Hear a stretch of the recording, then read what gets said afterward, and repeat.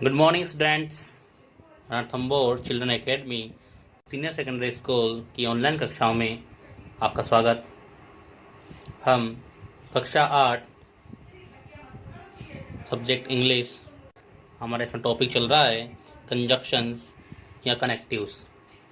देखिए, पिछली कक्षाओं में हमने विभिन्न कंजक्शंस का प्रयोग समझा है, किस प्रकार उनका प्रयोग करना है। उसे आगे बढ़ाते हुए आज हम नॉट ओनली बट आल्सो इसका प्रयोग समझेंगे। जिसका नॉट ओनली बट आल्सो इसका अर्थ होता है न केवल बल्कि। देखिए, इसका प्रयोग भी हम दो प्रकार से कर सकते हैं। पहला जिसमें है असमानकर्ता यानी सब्जेक्ट होने पर, यानी असमानकर्ता मतलब अलग अलग जब सब्जेक्ट हो हमारे वाक्यों में, तो हम किस प्रकार उन दोनों वाक्यों को जोड़ेंगे, इससे हम समझेंगे। देखिए, असमान सब्जेक्ट होने पर क्या करना है हम सबसे पहले, यदि दोनों वाक्यों के सब्जेक्ट अलग अलग हों तो नॉट ओनली को सबसे पहले लगाते हैं। यानी हमारा जो वाक्य प्रारंभ होगा, स्टार्ट होगा, वो नॉट ओनली से ही प्रारंभ होगा। और बट आल्सो को दोनों कर्ताओं यानी नॉट ओनली के बाद हमारा सब्जेक्ट फर्स्ट लिखेंगे, उसके बाद बट आल्सो लिखेंगे, और उसके बाद हम सब्जेक्ट सेकंड, यानी जो बट आल्सो जाएगा वो दोनों सब्जेक्ट के बीच में जाएगा, दोनों कर्ताओं के बीच में जाएगा, और उसके बीच में लगा दिया। और उसके बाद में हम जो शेष वाक्य है, कॉमन वाक्य है, उसको लिख देते हैं। कॉमन वाक्य से मतलब है हमारा समान वाक्य रहेगा, उसको हम वाक्य के अंत में लिख देंगे। देखिए, इसका एक फॉर्मूला जो है ये है कि सबसे पहले हम नॉट ओनली का प्रयोग करेंगे। नॉट ओनली फिर सब्जेक्ट फर्स्ट, बट आल्सो फिर सब्जेक्ट सेकंड। अगर आप देखें तो बट आल्सो दोनों सब्जेक्ट के बीच में है। फिर कॉमन वाक्य से मतलब है हमारा कि जो दोनों वाक्यों में समान। तो इस प्रकार इसका प्रयोग हम समझ सकते हैं एक उदाहरण के माध्यम से। देखें आप, Ram is intelligent, Mohan is intelligent. देखिए, दोनों वाक्यों को अगर हम ध्यान से देखें तो राम इज इंटेलिजेंट और मोहन इज इंटेलिजेंट, ठीक है। तो इसमें राम हमारा सब्जेक्ट फर्स्ट हुआ, मोहन दूसरे वाक्य का सब्जेक्ट यानी मोहन, ये हमारा सब्जेक्ट सेकंड हुआ। और इज इंटेलिजेंट और इज इंटेलिजेंट अगर आप देखेंगे तो पाएंगे कि दोनों वाक्यों में इज इंटेलिजेंट समान, यानी कोई तो हम इसको कॉमन ले सकते हैं, यानी कॉमन यानी वाक्य समान वाक्य है। तो इसको एक बार ही लिखेंगे हम वाक्य में एक बार। तो इसको बनाएंगे हम फॉर्मूले के अनुसार, सूत्र के अनुसार, कि सबसे पहले हम रखना है नॉट ओनली, मैंने नॉट ओनली रख दिया है। फिर क्या है, सब्जेक्ट फर्स्ट हमारा राम है, तो राम। बट आल्सो लिखना है, कह रहा है बट आल्सो, तो बट आल्सो लिख दिया। फिर से कह रहा है सब्जेक्ट सेकंड लिखें आप, सेकंड हमारा मोहन है। फिर कॉमन वाक्य हमारा इज इंटेलिजेंट, तो इज इंटेलिजेंट हमने वाक्य के अंत रख दिया है। देखें आप, जो हमारी सहायक क्रिया इज का प्रयोग मैंने यहाँ पर किया है। देखिए, दूसरे वाक्य के को हम जो को तो लिख देंगे, इसमें कोई चेंजेस हम नहीं करेंगे, ठीक है। दूसरे वाक्य के जो सहायक क्रिया होगी उसी को ही हम लिखेंगे, उसमें किसी भी प्रकार का बदलाव या चेंज हम नहीं करेंगे, ठीक है। तो इसमें मैंने मोहन इज इंटेलिजेंट लास्ट में ऐसे कैसे ही लिख दिया है। यानी आपको चेंजेस करने पहले वाक्यों में कि not only Ram but also Mohan is intelligent, ठीक है।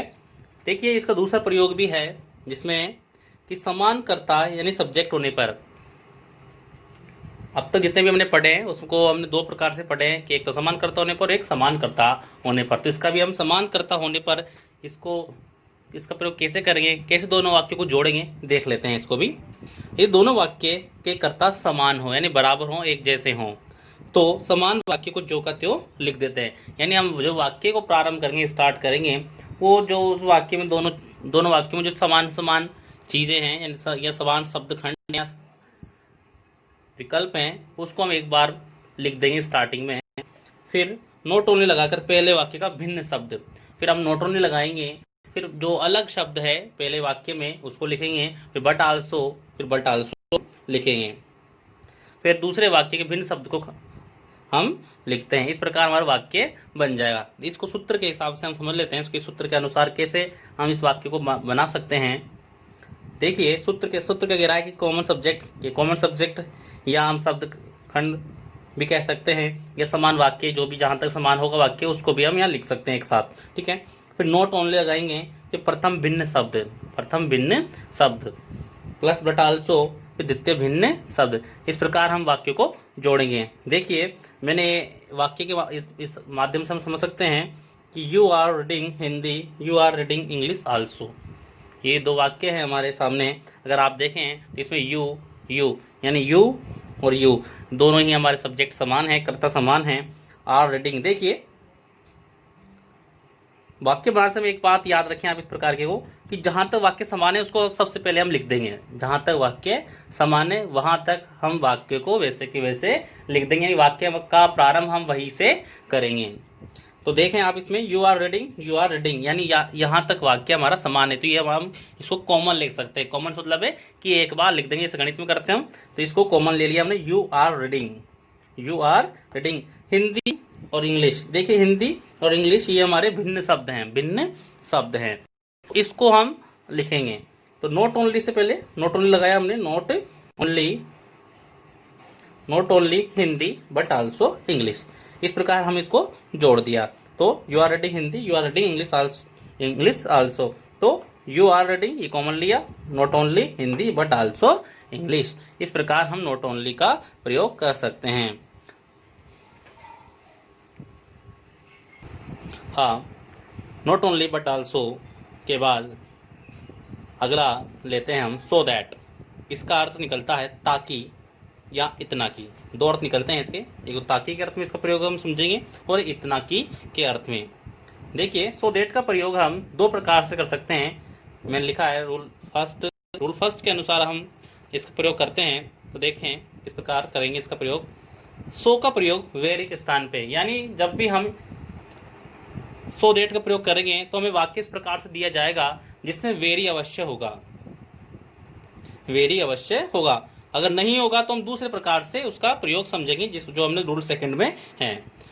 अगर हमें वाक्य में वेरी दिया होगा तो हम इस प्रकार से उसका प्रयोग समझ सकते हैं। देखिए सो का प्रयोग वेरी के स्थान पर, यानी हम वेरी के स्थान पर सो को हम लिख देंगे, अथवा है वर्ब के बाद में किया जाता है। मान लो अगर कई बार वाक्य में वेरी ना हो तो हम हेल्पिंग वर्ब के बाद, यानी अगर वाक्य में जो हेल्पिंग वर्ब दी होगी उस वाक्य की, उसके बाद ही हम सो लगा देंगे। तथा दैट का प्रयोग दोनों के बीच में किया जाता है। और दैट का प्रयोग हम फुल स्टॉप को हटाकर दोनों वाक्यों को जोड़ने में हम दैट का प्रयोग करेंगे। इन फुल स्टॉप के स्थान पर हम दैट का प्रयोग करेंगे, यानी दैट दोनों वाक्यों को आपस में जोड़ेगा। तो एक एग्जाम्पल के माध्यम से हम समझ सकते हैं कि पहला जो सेंटेंस है हमारा, सीमा इज वेरी पुअर। अगर आप देखें तो इसमें वेरी हमें मिल गया है, poor she can not buy books. Seema is very poor, she can not buy books. तो इसमें हमें वेरी हमें मिल गया है यहाँ पर। तो हम इसको किस प्रकार बनाएंगे, तो हमें पता है, मैंने अभी आपको, कि वेरी के स्थान पर हमें सो लिखना है, यानी वेरी को हम हटा देंगे। तो सीमा इज सो पुअर, वेरी को हटा के हमने सो लिख दिया है। याद रखें आप इसको।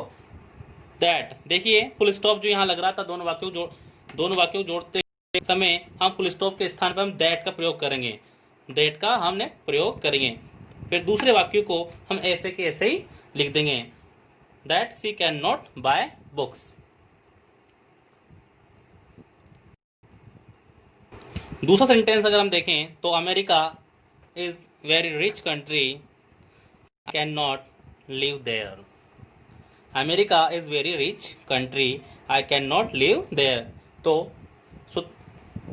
फॉर्मूला वही रहेगा हमारा कि सो का प्रयोग हम वेरी के स्थान पर करेंगे। तो वेरी को हटाया और America is so rich country, full stop के स्थान पर हम दैट का प्रयोग करेंगे, that I can not live there. इस प्रकार सो दैट का प्रयोग हम कर सकते हैं। सो दैट का प्रयोग हम दूसरे प्रकार से कर सकते हैं, रूल सेकंड के जो मैंने दिया ताकि के अर्थ में, यानी ताकि के अर्थ में भी हम सो दैट का प्रयोग कर सकते हैं। तो सो दैट से जोड़ते समय दोनों वाक्य के बीच में सो दैट को लिख देते हैं और फुल स्टॉप को हटा देते हैं, यानी दोनों वाक्यों के दैट लगाना है और बाकी वाक्यों को जोड़ देना है। तो he is working hard, he may pass. ये हमारा सेंटेंस है, पहले एग्जाम्पल है, he is working hard he may pass. तो जब सो दैट से जोड़ेंगे तो he is working hard so that he may pass, यानी हमने फुल स्टॉप के स्थान में सो दैट लिख दिया है और दोनों वाक्यों को आपस में जोड़ दिया है। सेकंड सेंटेंस अगर हम देखें तो you should use horn nobody में गेट हर्ट, इससे जोड़ेंगे हम तो यू शुड यूज हॉर्न। देखिए फुल स्टॉप है, दो वाक्य अलग अलग हैं, फुल स्टॉप यहाँ लग रहा है तो उस फुल स्टॉप को हटाएंगे और सो दैट हमने लगा दिया है, दूसरे वाक्य को वैसे के वैसे हम लिख देंगे, नोबडी में गेट हर्ट। इस प्रकार हम सो दैट का प्रयोग कर सकते हैं। अगला है हमारा है टू टू। हाँ, अब हम टू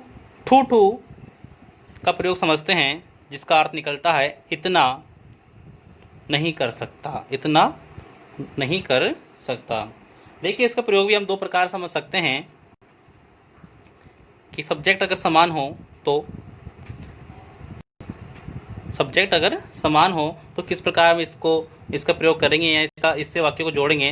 तो देखते हैं, यदि दोनों वाक्य सब्जेक्ट समान हो तो वेरी के स्थान पर टू लगाते हैं, यानी अगर वाक्य टू का प्रयोग करेंगे तो वाक्य में हमें सो या वेरी अवश्य होगा, तथा that plus subject plus can not या कुड नॉट को हटाकर टू लगा देते हैं। यानी जब वाक्य में ये चीज़ होगी, that plus subject plus can not या कुड नॉट को हटाकर इन सबको हटाकर क्या लगाना है, टू लगा देते हैं। इस वाक्य के हिसाब से समझ सकते हैं, अच्छी तरह से आपको समझ में आ जाएगा।